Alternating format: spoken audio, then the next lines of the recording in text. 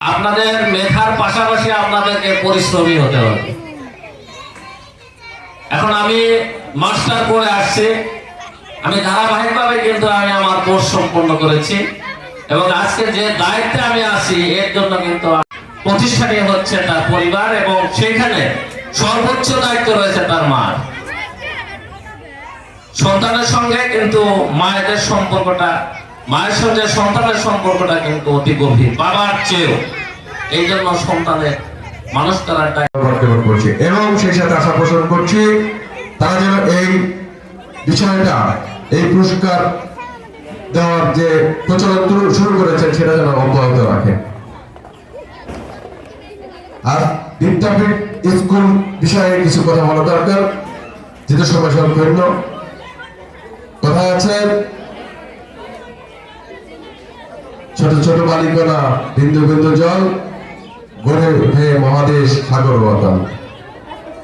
এই বিদ্যাপীঠ যখন শুরু হয় তখন অনেকেরই আত্মবিশ্বাসের ঘাটতি ছিল যে এই অবস্থানে এই বিদ্যাপীঠ স্কুলে পৌঁছতে পারবে, কিন্তু সকল সন্দেহের অবসান ঘটিয়ে বিদ্যাপীঠ এই স্কুল কিন্তু তার কাঙ্ক্ষিত লক্ষ্যে দিন দিন অগ্রসর হচ্ছে।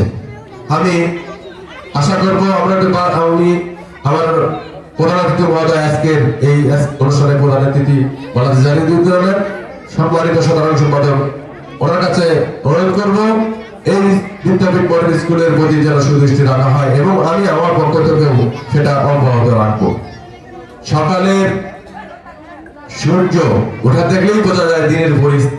অনেকে আমাদের বিদ্যালয়ের শিক্ষক মন্ডলী ও বিদ্যালয়ের অভিভাবক মন্ডলী ও এই বিদ্যালয়ের ছাত্রছাত্রী ভাই বোনেরা, আসসালামু আলাইকুম। আমি আজকে খুবই গর্বিত যে আজকে এই বিদ্যালয়ে আমাকে সভাপতি হিসাবে আমন্ত্রণ করা হয়েছে। সেই জন্য আমি আজকে বিদ্যালয়ের কর্তৃপক্ষকে আন্তরিকভাবে ধন্যবাদ জ্ঞাপন করছি। আর সেই সাথে আজকে যারা অভিভাবক মন্ডলী আছেন, শুধু আমি অভিভাবকদের কাছে দুটি কথা বলতে চাই। সেটি হলো যে এই বিদ্যালয়টি কিন্তু মনোরম পরিবেশ, অত্যন্ত মনোরম পরিবেশে এখানে অবস্থান করছে, অধ্যয়ন করে আসতেছে। আর এই বিদ্যালয়ে যেহেতু এখানে মেন রাস্তা নাই, ছেলে মেয়েদের নিরাপত্তা আছে, এখানে কোনো গাড়ি ঘোড়া চলে না, যানজট নাই, একদম নিরিবিলি মনোরম পরিবেশে এই বিদ্যালয় এইরকম জায়গায় হওয়া উচিত আমি মনে করি। সেই দৃষ্টিকোণে আমাদের বাচ্চাদের নিরাপত্তার জন্য এই স্কুলটি মানে সুন্দরভাবে প্রতিষ্ঠিত হয়েছে।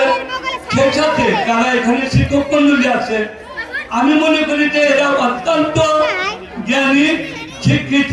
শিক্ষিত মানে